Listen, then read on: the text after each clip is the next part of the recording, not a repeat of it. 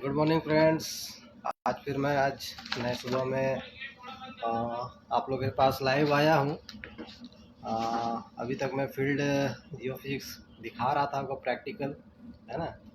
और उम्मीद है कि जितने मेरे फेसबुक फ्रेंड्स हैं और उनके भी जो फ्रेंड्स हैं जो जियो फिजिक्स बैकग्राउंड से बिलोंग करते हैं, जिनको सिस्मिक के ABCD अभी सीख रहे हैं या फिर जो सिस्मिक जानते हैं और कर भी रहे होंगे, तो शायद उनको थोड़ी हेल्प हो रही होगी हमारे इस ऑनलाइन वीडियो के थ्रू।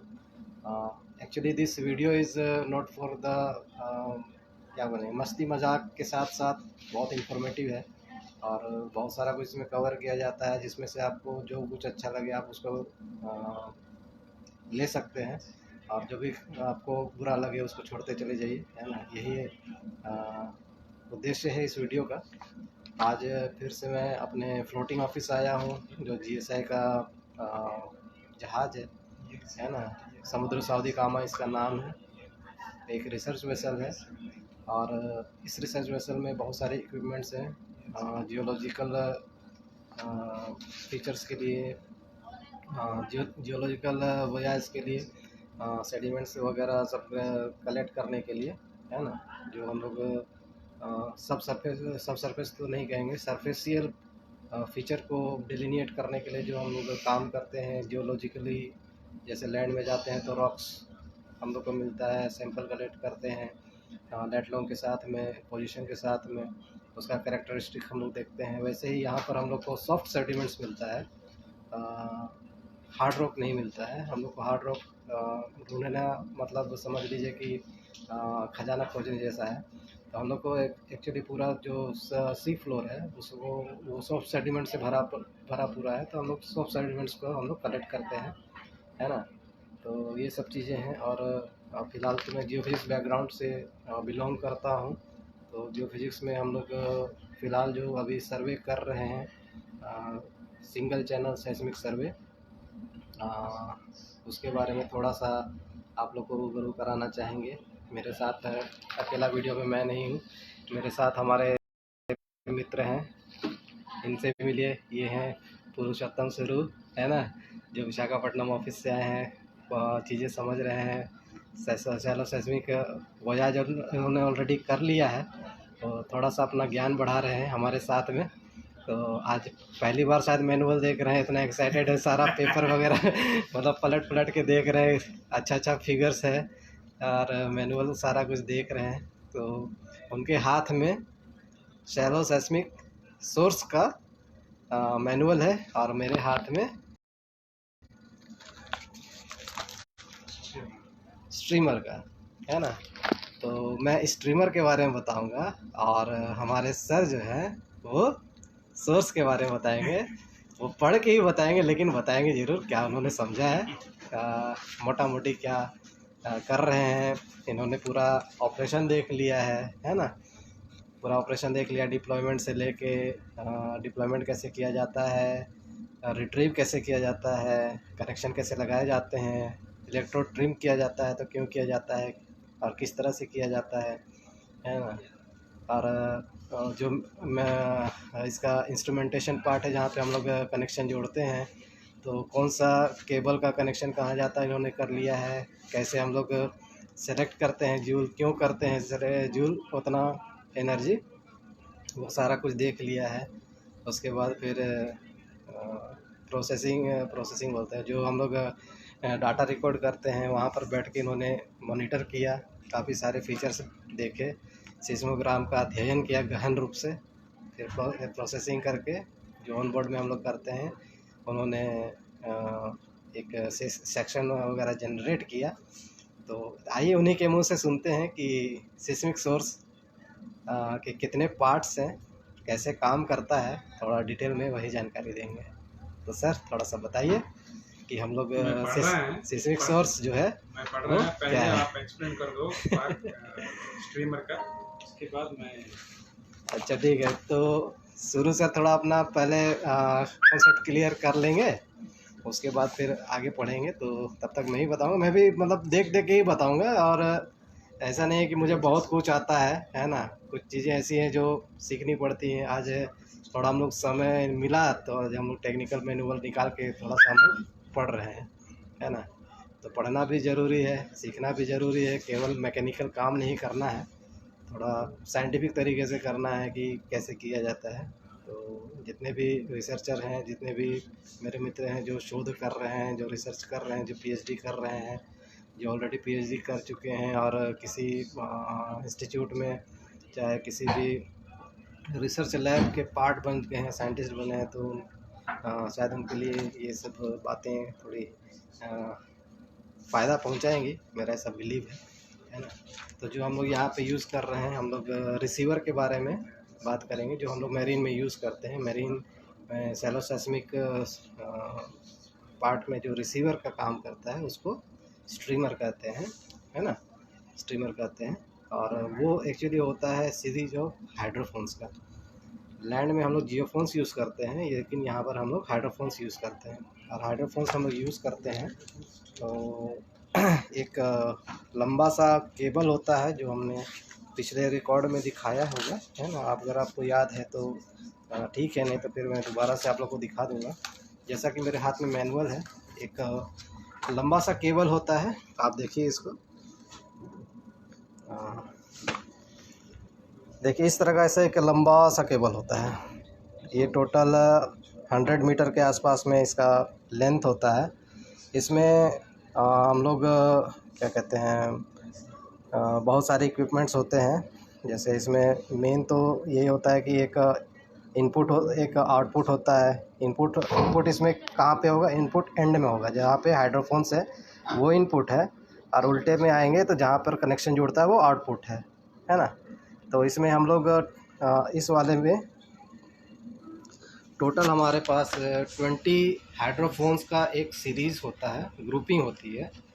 तो वो एक पॉलीयूरेथीन मटेरियल का एक ट्यूब होता है, उसमें रखा जाता है, उसमें प्लेस किया जाता है। और उसमें एक हाईली सेंसिटिव इनर्ट मटेरियल का लिक्विड होता है जो कि बहुत ही सेंसिटिव होता है डाई इलेक्ट्रिक के प्रति, है ना। तो एक्चुअली उसका नाम बता देते हैं। वो होता है एक ऑयल होता है ना। और ऑयल का एक नाम है, पता नहीं उसका नाम क्या लिखा है, इसमें नंबर दिया हुआ है, इसलिए कुछ जानकारी है जो नहीं बताई जाती है, तो टेक्निकली हम उसको रिवील नहीं करेंगे। तो केवल बता देंगे कि एक ऑयल यूज़ होता है जो कि हाई रेजिस्टेंस टू ऑक्सीडेशन होता है, क्योंकि हम लोग पानी में काम करते हैं मरीन एनवायरनमेंट में।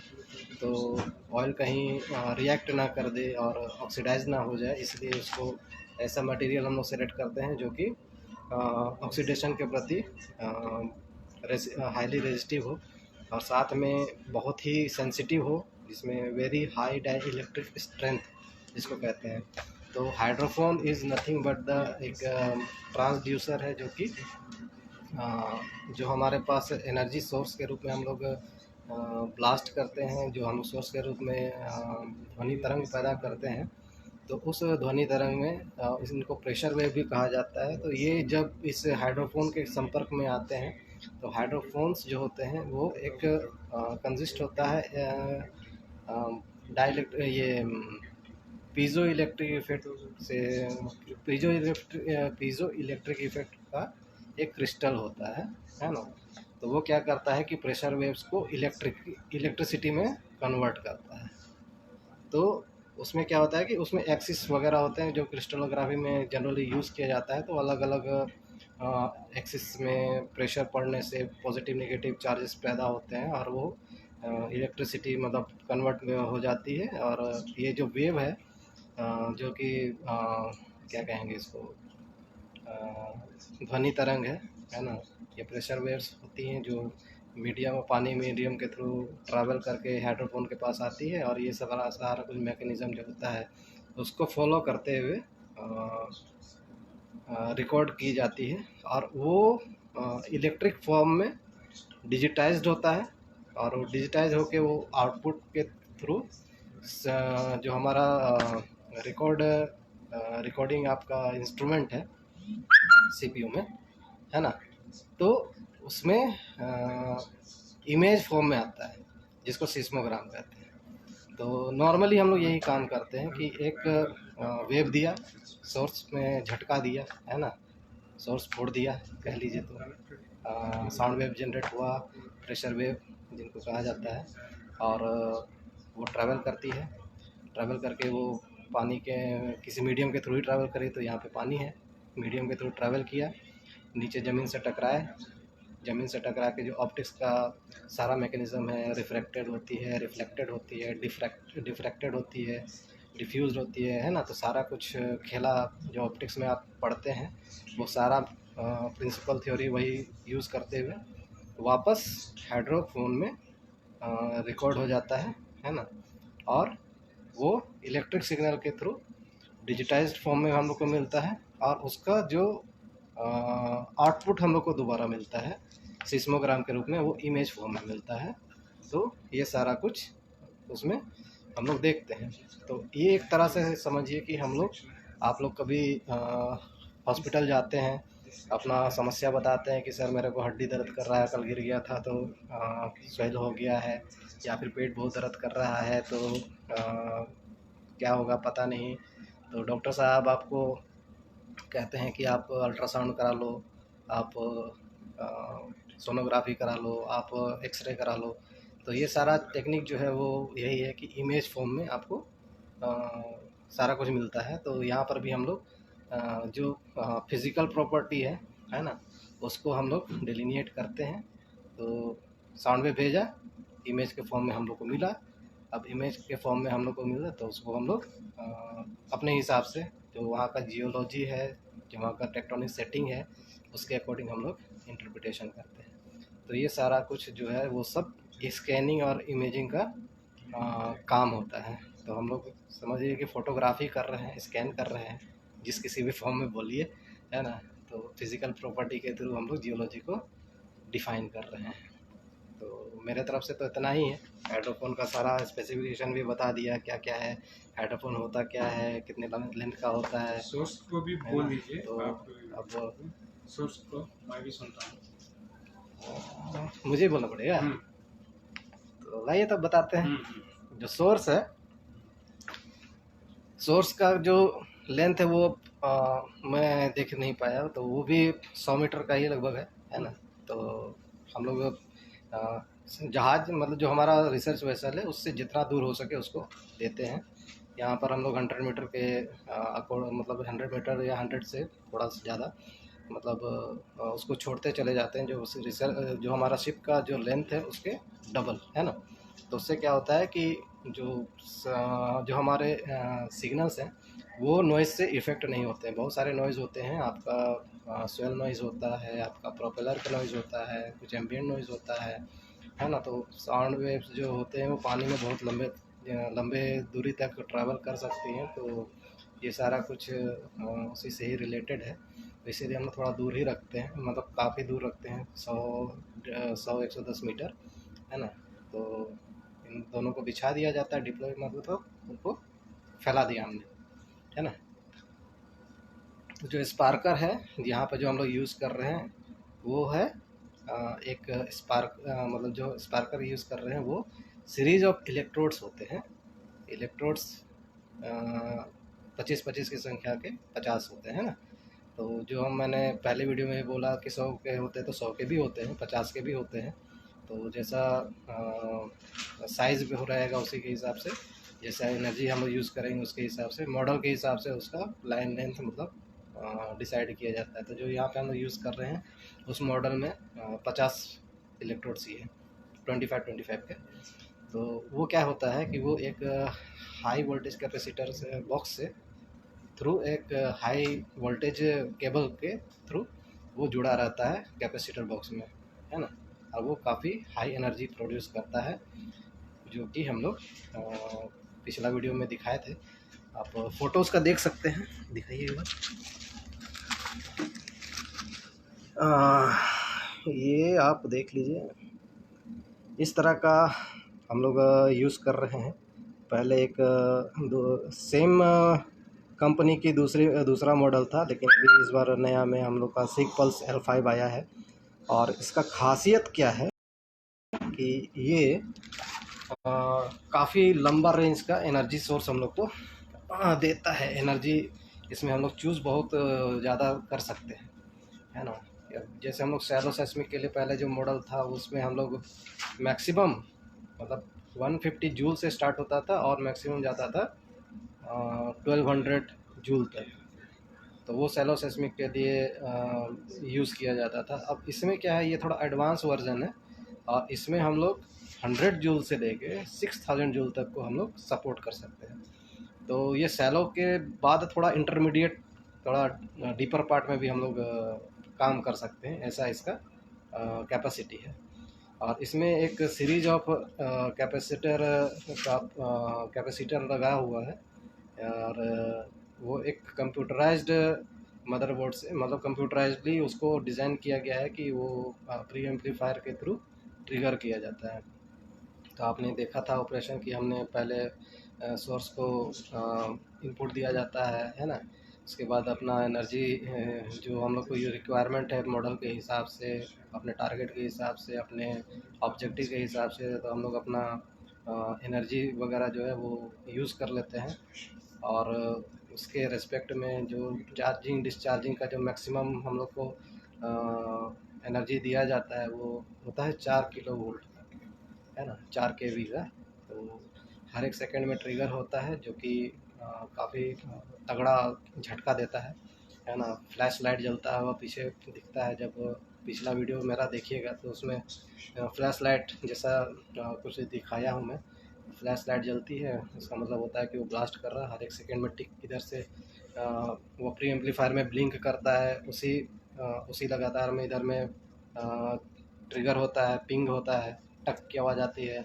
और मतलब उसी मीन सेकेंड में आपका पीछे में ब्लास्ट होता है जिसमें लाइट हम लोग देखते हैं।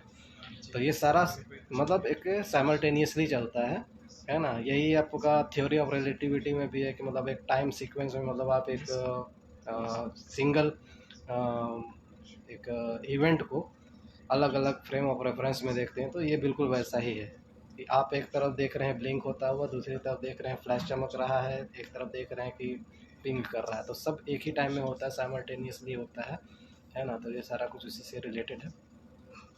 और सिग्नल हमने दिखा दिया था, फ्लैश हमने दिखा दिया, कैसे कितना का एनर्जी हम लोग यूज़ करते हैं वो दिखा दिया, उसमें सिस्मोग्राम भी दिखा दिया। और अगर नहीं देख पाए हैं तो आप पिछला वीडियो देखिएगा, है ना। उसमें मैंने पूरा प्रैक्टिकल आपको दिखाया है। अभी के टाइम पे मैंने इसको थोड़ा एलेबोरेट करके, थोड़ा सा समय मिला था तो सोचे थोड़ा वीडियो बना लें पुरू सर के साथ में, थोड़ा उनको भी हो जाएगा बोल के।